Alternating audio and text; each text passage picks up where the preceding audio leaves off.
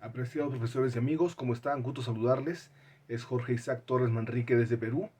Muy honrado y agradecido de poder participar en la presentación de esta importante obra denominada Derechos Humanos de la Mujer, Visión Histórica y Actualidad, de autoría de la distinguida autora Ana Vizcaíno. Reitero mi agradecimiento a Aula Jurídica y a la autora Ana Vizcaíno, a quien también felicito por este aporte importante a la comunidad jurídica nacional e internacional. Al respecto, como líneas iniciales, debo hacer mención, resaltar acerca del contenido general a guisa de los capítulos que la conforman y tiene una secuencia muy interesante en el sentido de que aborda en principio los antecedentes normativos, luego hace también un pasaje rápido en lo que corresponde a el feminismo y también en su relación con las mujeres desde el punto de vista de trascendencia de su aporte a la, en este caso, a las sociedades, ¿no? Digamos, en el entendido correcto de que no es suficiente que tenga una connotación, digamos, de género, ¿no? No por ser hombre o por ser mujer tiene pues un valor, ¿no? O algo que tiene que ser resaltado, no, sino que tiene que en este caso darle esa connotación, ¿no? Que tiene que haber una trascendencia, que tiene que haber un aporte y el cual se tiene que reconocer.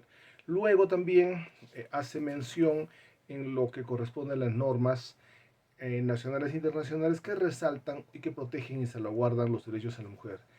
Pero también aborda un capítulo importante en lo relacionado a las iniciativas globales, internacionales y locales para la protección de los derechos humanos de la mujer. Y es precisamente este artículo que he considerado comentar, en tanto que, eh, digamos que tiene una connotación muy marcada en lo que concierne a la ubicación al escenario actual y futuro, en lo que corresponde a las nuevas, las más inteligentes y las próximas tecnologías en el marco de la salvaguarda y el respeto y la vulneración y en su caso la potenciación, ¿no?, de los derechos de la mujer en el ciberespacio, en la internet. En ese sentido, tenemos que también hacer, dicho sea de paso, el agregado en que este tipo de escenario también debe ser entendido desde el punto de vista de la ciudad, o sea, desde el punto de vista de lo objetivo, ¿no? No solamente en el ciberespacio, sino también en la vida común, diaria, ¿no?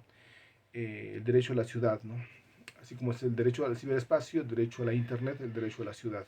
A efectos de poder concebir como aquel derecho que le concierne y que le compete y que le asiste a la mujer, no solamente a nivel del derecho a la ciudad, a la seguridad, ¿no? A tener la protección y la salvaguarda como tal, sino también en el ciberespacio, en el internet, lo propio.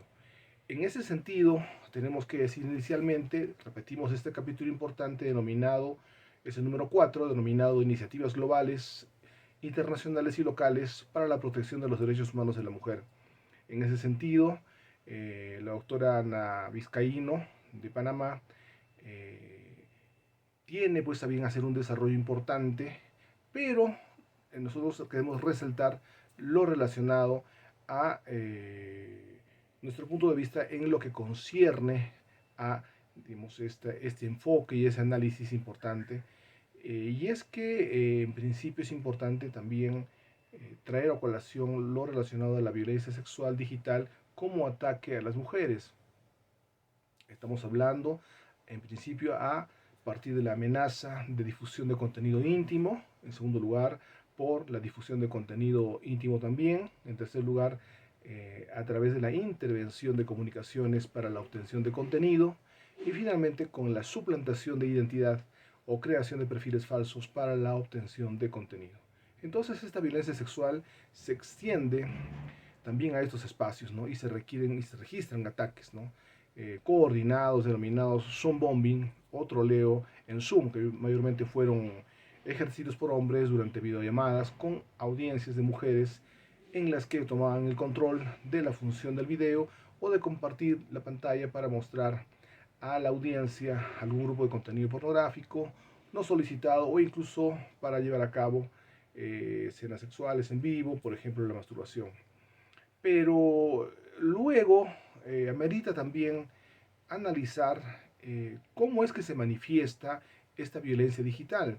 Estamos hablando que en principio es de considerar que existen varias modalidades, ¿no? Estamos hablando en primer lugar, por ejemplo, a través del acceso no autorizado, luego el control y manipulación de la información, así también la suplantación y robo de identidad, luego el monitoreo y el acecho, seguidamente las expresiones discriminatorias, seguidamente también el acoso, luego las amenazas, así también la difusión e información personal o íntima sin consentimiento, luego la extorsión, a continuación el desprestigio, eh, seguidamente el abuso y explotación sexual relacionada con las tecnologías, y finalmente las afectaciones a los canales de expresión y las omisiones por parte de los actores con poder regulatorio.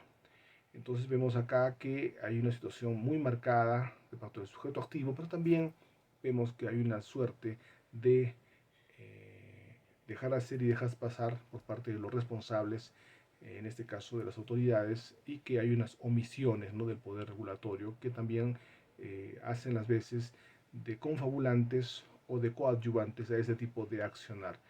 Pero esta problemática generada por la violencia digital es preciso entender en su contexto que embarga. Entonces, no es solamente el hecho de que hay una violencia digital y es contra las mujeres y suficiente, no, sino que implica algo mucho más grave, ¿no?, que también es importante darle, digamos, esa identificación y esa precisión y ese alcance, ¿no? En ese sentido, tenemos que, repetimos, estas problemáticas generadas por la violencia digital contra las mujeres, se puede dar, digamos, una visión más clara en dos escenarios a su vez, ¿no? Vamos a decir, en principio, desde la problemática y desde los subtemas que comprende cada una de ellas. En primer lugar, estamos hablando desde la difusión de información personal e íntima, que implica como subtema la publicación de fotografías, videos o datos personales por parte de autoridades sin previa notificación o consentimiento, lo que genera hostilidad, criminalización y otras manifestaciones de violencia contra las mujeres en espacios digitales.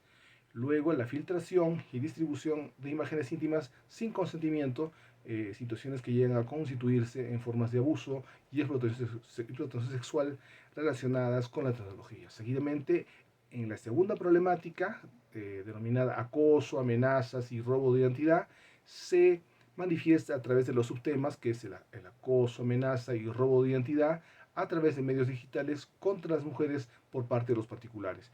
Así también a través de campañas de desprestigio, a través de medios digitales generadas bajo el argumento del ejercicio de la libertad de expresión. Ante la tercera problemática, que es la denominada cultura de la impunidad, que desincentiva la denuncia de actos de violencia digital, tenemos como subtemas la revictimización de las mujeres que denuncian actos de violencia digital, la obtención de pruebas ilegales mediante la revisión de cuentas de redes sociales y la falta de preservación de evidencias, custodia y carga de las pruebas. Y en la última modalidad de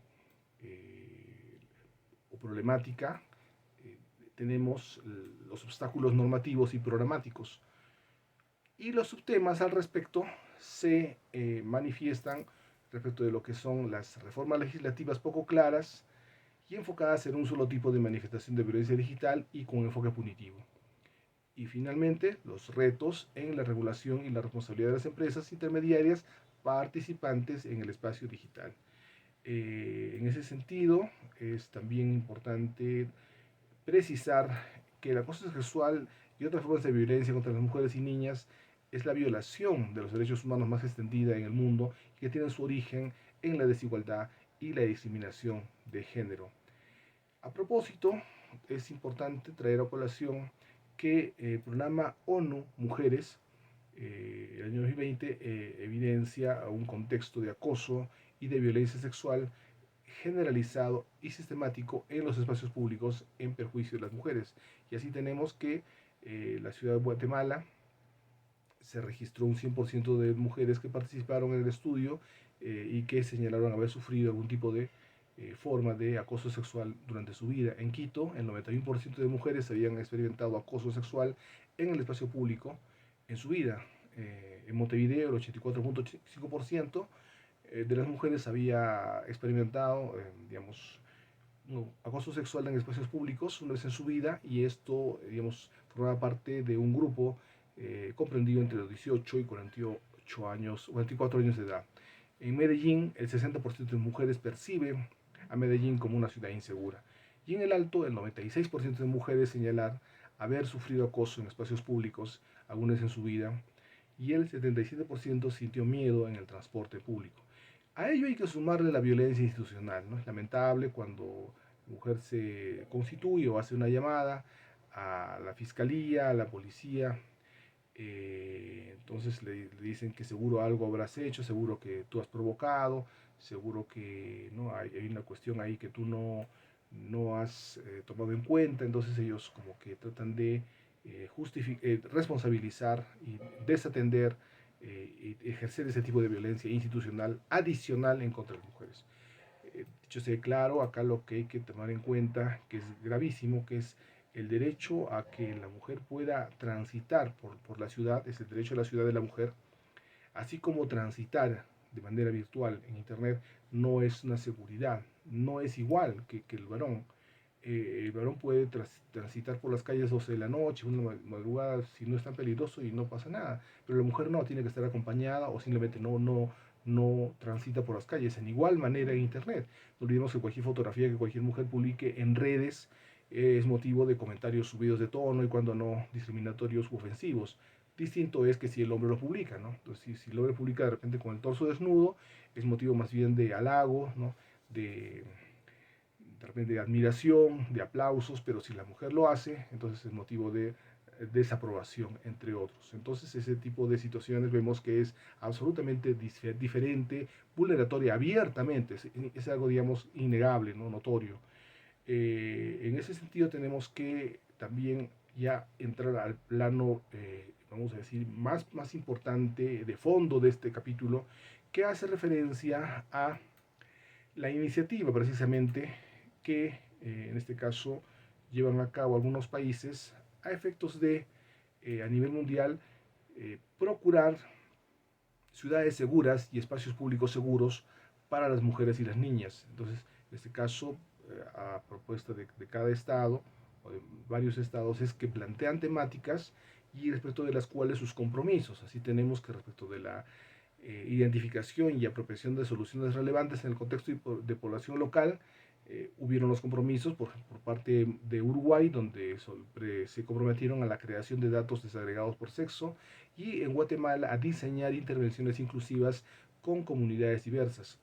En la temática de leyes y políticas integrales, Manila se comprometió a una ordenanza municipal para prevenir el acoso sexual en espacios públicos. Nueva York, en la dación de una ley para detener el acoso sexual en el lugar de trabajo. Quito, Ecuador, en el establecimiento de protocolos para la atención y garantizar a su vez la seguridad de las mujeres en el transporte público. Canadá, para ofrecer servicios de atención eh, culturalmente apropiados para las mujeres indígenas.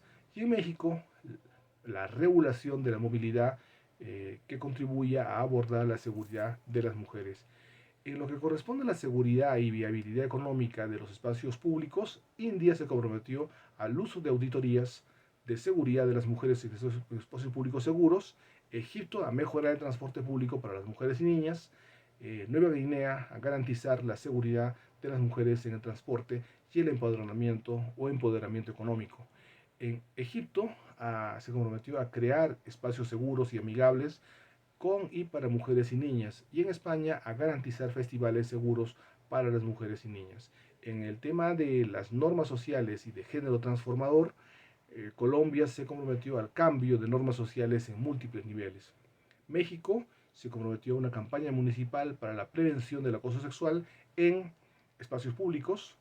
Marruecos se comprometió a intervenir digamos, de manera organizada para la comunidad o por la comunidad con diversos públicos, digamos, que pueda tener este acceso y esa seguridad. En Mozambique, ah, la creación de agentes jóvenes de cambio y prevención en escuelas. Y en Kenia, al involucramiento a hombres y niños en la prevención de la violencia sexual en los espacios rurales. Claro que también a esto hay que agregarle, hay unos esfuerzos, ¿no?, de ONU Mujeres en América Latina y el Caribe para la eliminación de la violencia contra mujeres y niñas en las respuestas que implica, digamos, el rezago que quedó de la respuesta al COVID y la recuperación. En ese sentido tenemos que decir rápidamente que se puede citar que entre estos esfuerzos de ONU Mujeres en América Latina y el Caribe para la eliminación de la violencia contra las mujeres, en primer lugar, la generación de análisis de evidencia sobre el impacto del COVID-19 en la violencia contra las mujeres y niñas, las necesidades de las víctimas sobrevivientes, las capacidades de respuesta de los servicios esenciales frente al aumento de demanda para orientar la respuesta futura y actual. Luego, abogacía e incidencia para asegurar que la prevención de la violencia contra las mujeres y niñas frente al COVID sea posicionada en la agenda pública y cuenta con una coordinación multisectorial para la implementación de medidas de prevención, protección, atención y acceso a la justicia durante y después de la pandemia. En tercer lugar, la asistencia técnica a actores públicos y privados en paternariado con la sociedad civil y actores de la cooperación internacional para desarrollar estrategias y soluciones para prevenir y responder a la violencia contra las mujeres y niñas. Además, mitigar riesgos y facilitar el acceso a servicios esenciales, así como movilizar a las mujeres y comunidades para desarrollar respuestas de tolerancia cero hacia los perpetradores. Luego, la incorporación del enfoque de interseccionalidad en la planificación e implementación de la respuesta para responder a las necesidades de las mujeres en su diversidad. Así también, la coordinación de esfuerzos entre diferentes actores y generación de alianzas estratégicas para o entre distintos sectores, incluyendo el gobierno, las agencias de la ONU y organismos internacionales, la sociedad civil, los medios de comunicación y el sector privado, para fortalecer la prevención y la respuesta al COVID-19. Seguidamente, la movilización de redes y relaciones con organizaciones de mujeres para promover la voz, participación y toma de decisiones y rol de las defensoras de derechos humanos, organizaciones feministas de la sociedad civil y las mujeres de base de todos los aspectos de la respuesta ante el COVID, de identificación, diagnóstico, planeación, implementación y recuperación, monitoreo y evaluación. Y finalmente, los conocimientos técnicos y propuestas innovadoras para promover la prevención de la violencia contra las mujeres y niñas durante y después de la pandemia para generar condiciones para la recuperación y para la resiliencia ante futuras crisis. Entonces, luego también es importante entender que hay una estrategia para poner fin, en este caso,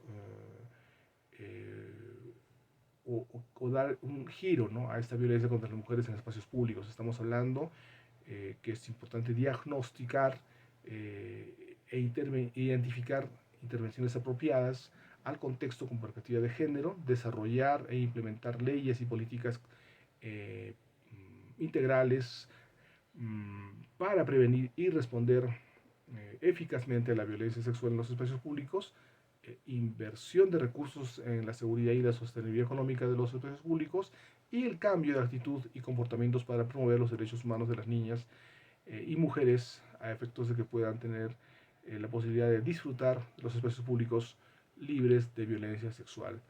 En ese sentido, también es importante entender que este entorno urbano como espacio restrictivo tiene unas variantes claves para la inclusión de las mujeres en la ciudad. Estamos hablando que se debe considerar que ese uso diurno y uso nocturno de los espacios públicos de las mujeres se encuentre garantizado plenamente. También la importancia de la visibilidad, la infraestructura y equipamiento urbano, la seguridad en diferentes percepciones, la participación de las mujeres en los espacios públicos, la movilidad en la perspectiva de género y la violencia contra las mujeres y las niñas en espacios públicos. Pero no olvidemos que si estamos hablando de vulneración de derechos fundamentales, de la seguridad de que le compete o que les asiste y que es importante que se les garantice, tanto en la ciudad como en la virtualidad, en este caso en Internet o el ciberespacio, a las mujeres y niñas, es importante también señalar de manera concreta cuáles son esos derechos fundamentales que se van a vulnerar. No es suficiente decir, sí, claro, vulnera los derechos fundamentales, es inconstitucional, pero es algo tan genérico como gaseoso como decir absolutamente nada. Por ello es importante precisar cuáles son los derechos fundamentales que se vulneran. Estamos hablando en principio el derecho a una vida libre de violencia, a la propia imagen, a la vida privada, al honor, a la honra, a la dignidad, a la intimidad, al acceso a la justicia, a la integridad personal y el acceso a Internet. Concluimos que este tema importante del ciberespacio y ciudades más seguros para mujeres y niñas comporta la voluntad política de los estados en principio, precisa además la participación y compromiso del empresariado privado, los padres y finalmente de todas las personas. Implica también un estudio más acucioso, puesto que la realidad actual en la que se manifiesta nos lleva a considerar, sintonizar urgentemente con lo que acontece en la realidad actual con la que se manifiesta, nos lleva pues a considerar esta sintonización con lo que ocurre en la virtualidad, como habíamos indicado. Esto es las tecnologías inteligentes, más inteligentes y futuras, que deben tener un correlato con la potenciación y el respeto y la salvaguarda de los derechos fundamentales de las niñas y mujeres. Resulta pues imprescindible entender esta interdisciplinaridad que contribuye a un mejor entendimiento y abordamiento de dichas coyunturas, y ello en el entendido que la problemática abraza los ciberespacios y las ciudades más seguros para mujeres y niñas no inicia ni culmina únicamente en el derecho. Ya como ideas finales para sugerir, como correspondiente digamos, a las conclusiones señaladas, tenemos que amerita una concientización y capacitación y especialización de los principales actores, de cuanto menos los actores de la Administración de Justicia. Resulta imprescindible abrazar una mirada en favor de los derechos fundamentales de las mujeres y niñas, efectos de poder sincronizar o sintonizar con la imperiosa y urgente necesidad que implican dichos escenarios. También es importante, insoslayable, garantizar la participación de los expertos en las diferentes ciencias y disciplinas del ser humano distintas al derecho para lograr la puesta en marcha de las correspondientes políticas públicas, pero sobre todo, sin dejar de lado que la voz y la presencia de quienes deben estar en la cabeza de este tipo de reformas, de este tipo de análisis, de este tipo de debates, tiene que ser precisamente las mujeres, porque son y las niñas, que son aquellas que tienen, digamos, de primera mano, poder explicitar y poder señalar cuáles son el tipo de vulneraciones que perciben, digamos, de las cuales las aquejan, y cuál es, digamos, su concepción de todo ello, y a efectos de poder darle también esa legitimidad, ese enfoque clarísimo, ¿no? De si estamos hablando de algo que está ocurriendo, que está vulnerando los derechos de las mujeres y las niñas, quiénes son los llamados a poder estar en primera fila, como habíamos indicado, para poder ser escuchados, precisamente pues son ellas, ¿no? Y entonces sería pues absolutamente ilógico que el varón o los hombres que son los encargados, lamentablemente, de manera directa o indirecta, de vulnerar sistemáticamente los derechos de las mujeres, tanto en la ciudad como en el ciberespacio, sean también ellos, de manera increíble, los llamados a poder solucionar y a poder salvaguardar los derechos que ellos mismos han vulnerado. Entonces, en ese sentido, reiteramos la felicitación de esta entrega importante, esta obra de autoría de la doctora Ana Vizcaíno de Panamá, denominada Derechos Humanos de la Mujer, Visión Histórica y Actualidad, y hacemos votos para que pueda también ser el inicio de nuevas entregas próximas, así como también importantes contribuciones a la juridicidad, a los derechos fundamentales a nivel nacional e internacional. Muchísimas gracias y quedo a su consideración. Un fuerte abrazo.